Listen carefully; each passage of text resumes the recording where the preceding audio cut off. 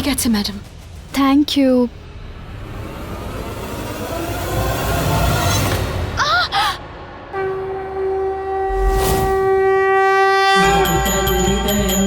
I'm so sorry.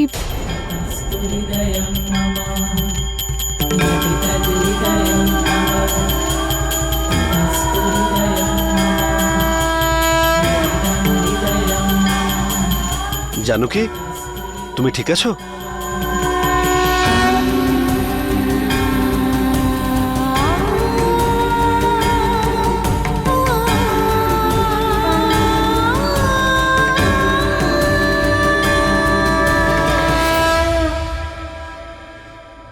এবার আমরা মহাশিবরাত্রির পুজো আরম্ভ করছি।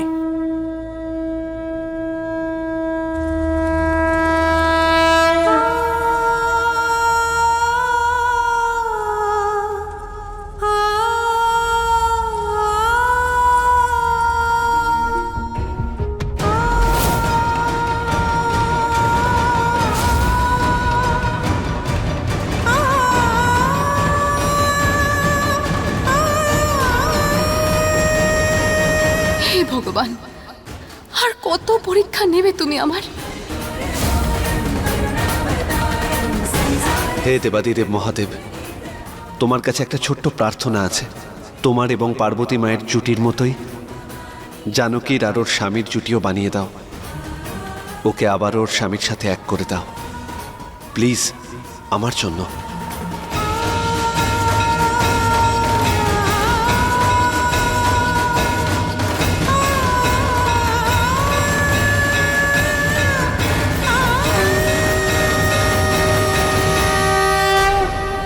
এবার বিবাহের নিমন্ত্রণপত্র মাতা পার্বতী আর মহাদেবের সামনে প্রস্তুত করব, যাতে ওনারাই বিবাহে উপস্থিত হয়ে বরবধূকে আশীর্বাদ করেন যে মাতা পার্বতী আর ভগবান শিবের মতো এনাদের দাম্পত্য চিরস্থায়ী হয়। শ্রীরাম শাস্ত্রী এবং তার স্ত্রী সবিতা শাস্ত্রী সম্পূর্ণ পরিবার সহ মহাশিবরাত্রির দিনে ভগবান ভোলানাথ আর মাতা পার্বতীকে নিমন্ত্রণ জানাচ্ছেন। ভগবান শঙ্কর আর মাতা পার্বতী আশীর্বাদ দেওয়ার জন্য উপস্থিত হন হর্ষ আর জানকীকে।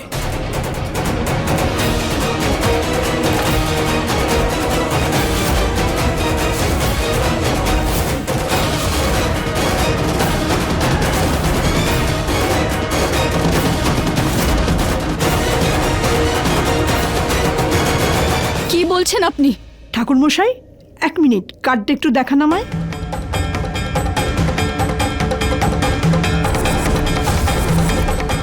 ভগবান শিব আর মাতা পার্বতী আশীর্বাদ করতে এসেছেন হর্ষ আর জানকীকে।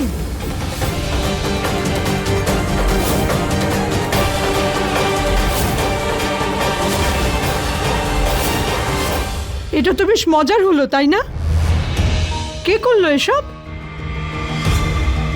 এইসব কিছুই জানকী করেছে। না না, আমি সত্যি সব কিচ্ছু করিনি। আমাকে বিশ্বাস করুন, আমি সত্যি জানি না এসব কি করে হয়েছে। ওই এসব নষ্ট করেছে এই শিবরাত্রির পূজা আর আমাদের বিয়ের অনুষ্ঠান। এই শ্বেতাটা রাগে উল্টোপাল্টা বকে আমাদের পুরো খেলাটা না নষ্ট করে দেয়। শ্বেতা পাগল হয়ে গেছে নাকি তুমি? জানো কি এরকম কেন করবে? আর ও তো বিবাহিত মানুষের সম্পর্কে এরকম বলাও পাপ। হ্যাঁ মা, আপনি তো সব খামতি সবকিছু আমার মধ্যেই দেখতে পান। এই জানকী তো গঙ্গার মতো পবিত্র। আর আমি বলে দিই যে এই কাজটা করেছে না, একদম ঠিক করেনি।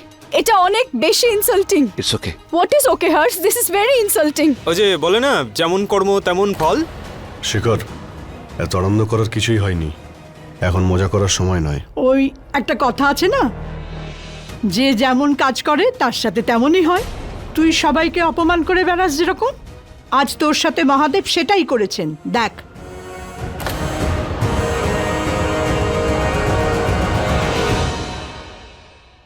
হে মহাদেব, এ তোমার কেমন মায়া? শ্বেতার জায়গায় আমার নাম। যাও গিয়ে তুমি একটু শ্বেতাকে দেখো, ও আপসেট। মাও কথায় কথায় আপসেট হয়, তাতে কি? তুমি প্লিজ যেতে দাও। হর্ষ, তুমি যাও ওর কাছে। এটা ছোট ব্যাপার নয়। বিয়ের কার্ডে ওর নামের জায়গায় অন্য কারোর নাম থাকাটা ইটস ভেরি আপসেটিং। একদম। যাও, ওকে সামলাও, যাও।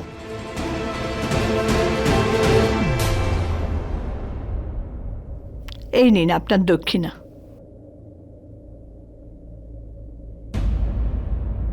রাজেশ, তোমার প্রবলেমটা কি? একটা ছোট্ট কাজ তুমি করতে পারো না? তুমি আর কত এরকম ভুল করতে থাকবে? 1 মিনিট রাম, এখানে রাজেশের কোনো ভুল নেই। ও তো আজ এই বিশেষ দিনে শিব আর পার্বতীর কৃপা হয়েছে, আর চমৎকার হয়েছে, হর্ষের বিয়ের কার্ডে জানকীর নাম ছাপা হয়েছে। জয় ভোলানাথ।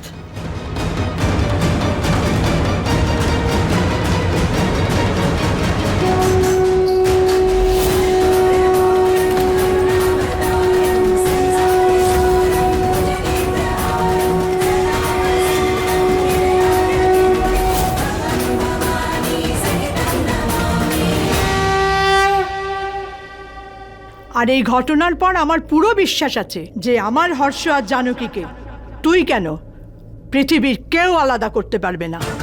মা, একটা কথা বোঝো, এসব আমি করছি না। যা হচ্ছে না, তোমার নাতি হর্ষের গন্ডগোলের জন্য হচ্ছে। সেই জন্য একটা কথা মাথার থেকে সরিয়ে দাও যে আমি ওকে জোর করছি। আর এটা করে তুই কি বা করবি বাবা? ওই যে কথায় বলে না, আর জুটি তো ওপর থেকে তৈরি হয়ে আসে, আর আমার হর্ষ আর জানকীর জুটি তো ওপর থেকেই তৈরি হয়ে এসেছে। এই জন্য আজকের মহাশিবরাত্রির পুজোতে হর্ষের বিয়ের প্রথম নেমন্তন্ন, যেটা শিব আর পার্বতীকে অর্পণ করা হলো, তাতে শ্বেতার জায়গায় হর্ষের সাথে আমার জানকীর নাম ছাপা হয়েছে।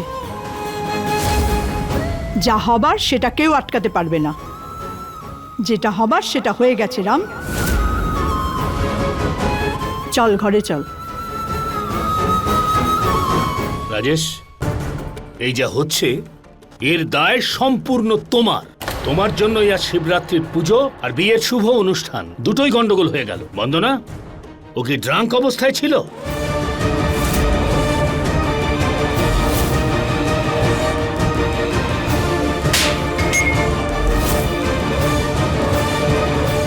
না বাবা। ওর দোষ ঢেকে রাখাটা বন্ধ করো তুমি। সবিতা, হ্যাঁ, ওকে নিয়ে যাও এখান থেকে, তা না হলে আমি ওকে নিয়ে যাও। বাবা প্লিজ তুমি রাগ করো না, আমি আরেকবার কার্ড ছাপিয়ে দেবো।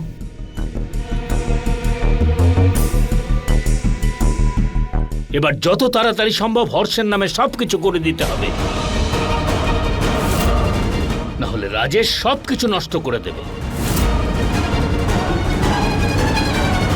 অনেক হয়েছে হর্ষ, এত বড় একটা কাণ্ড ঘটলো তাও তোমার কিচ্ছু যায় আসে না। আরে তোমার দিদা সবার সামনে আমাকে নিয়ে মজা করলো আর তুমি এখানে চুপ করে বসছো। তুমি চিৎকার করছো কেন? এটা তো তুমি আস্তেও বলতে পারো, আমি শুনছি তো। আস্তে আস্তে কেন বলবো আমি? আর আস্তে বলায় কি হবে হর্ষ? তুমি কি তোমার দিদাকে ওনার ভুলের অনুভব করাতে পারো? দিদাকে ছেড়ে দাও। তুমি কি ওই জানকীকে ওর সীমাটা বোঝাতে সক্ষম? তোমার কি মনে হয় তুমি চিৎকার করবে আর তুমি যেটা বলবে আমি সেটাই করব? দেখো হর্ষ, আমার কথাটা বোঝার চেষ্টা করো। এসব জানকী জেনে বুঝে করছে। জেনে বুঝে কেন করতে যাবে? ওই তুমি ওকে জুতো পরিয়ে দিতে বলেছো সেই জন্য, নাকি ওকে নোংরা জামা কাপড় কাচতে বলেছো সেই জন্য? তোমার কি মনে হয় ও কি তোমার উপর প্রতিশোধ নিচ্ছে? কি বাহ, মনে হয়? বাহ বাহ। আরে বাবা কি? তুমি জানকীর খারাপ লাগা ভালো লাগাটাও জেনে গেছো, কিন্তু আজকে যে আমাদের বিয়ের অনুষ্ঠানের প্রথম নিয়ম ছিল সেটা নষ্ট হয়ে গেল তার কিছু নয়। একবারও তোমার মুখ থেকে এটা বেরোয়নি যে হ্যাঁ শ্বেতা আমারও খারাপ লেগেছে। জানকীর কোনটা ভালো লাগে কোনটা খারাপ লাগে তুমি সেগুলো নিয়ে ভাবতে থাকো। চুপ করে আছো কেন হর্ষ? কোনো উত্তর নেই তাই তো? উত্তর আছে আমার কাছে, তুমি শুনতে পারবে তো? আর তুমি জানকীর ব্যাপারে আমাকে এই জন্য বলছো যাতে আমি ভুলে যাই যে তুমি দিদাকে কিভাবে ইনসাল্ট করেছো। উনি আমার ঠাকুমা হন, আমি ভালোবাসি ওনাকে, উনি এই বাড়ির বড়, আমরা সবাই সম্মান করি। উনি যদি কোনো কথায় হেসে দেন বা মজা করেন তাহলে তাতে কি এসে গেল? কি করব? গিয়ে আমি ইনসাল্ট করব? কি মনে হয়েছিল ওনার যখন আমাদের দুজনকে উনি ওইখানে দেখেছিলেন? এটা আমার বাড়ি, এখানে এসব চলবে না। আর তুমি ঠাকুমার কথা থেকে জানকীর কথা তুললে। তোমার কাছে এত রিজন আসে কি করে জানকীর ব্যাপারে? হর্ষ তুমি তো শুধু আমার ভুলটাই ভুল দেখতে আছে পারো। যখন তখন তো দেখতেই হবে না? হর্ষ, যদি সবসময় এরকমই হতে থাকে তাহলে এর থেকে ভালো আমরা বিয়েটা না। বিয়ে কি? কথাটা কমপ্লিট করো, কাম অন, নিজের কথা বলো, কি বলতে চাইছো? বিয়েটা যাতে না হয় এটাই বলতে চাইছো? হ্যাঁ তো ঠিক আছে, করতে হবে না বিয়ে। বিয়ে করতে হবে না, আমি এক্ষুনি গিয়ে নিচে বলছি। হর্ষ, 1 মিনিট। এই সমস্ত আমারই ভুল। তোমার ভুল মানে? হ্যাঁ, আমারই ভুল এটা। আমি কার্ড ছাপানোর দায়িত্ব রাজেশকে দিয়েছিলাম, আর আমি স্বপ্নেও ভাবিনি যে ও এত বড় একটা ভুল করে বসবে। আচ্ছা কোনো ব্যাপার নয়, হয়ে গেছে তো ভুল, আর কি করা যাবে। তুমি কেঁদো না প্লিজ।